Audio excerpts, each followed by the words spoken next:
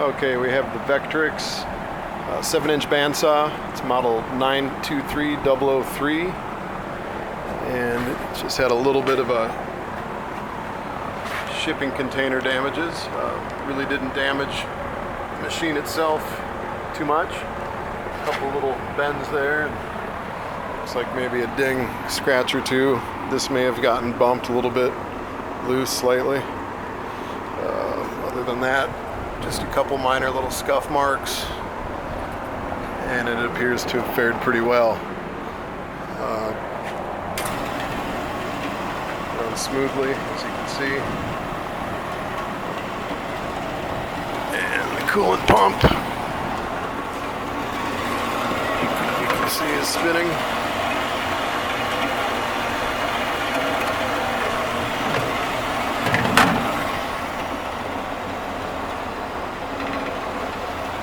The blade will need to be tightened before you attempt to cut any material,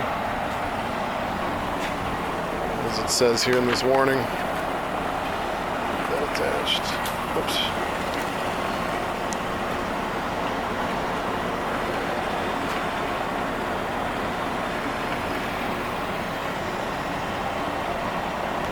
Nice saw.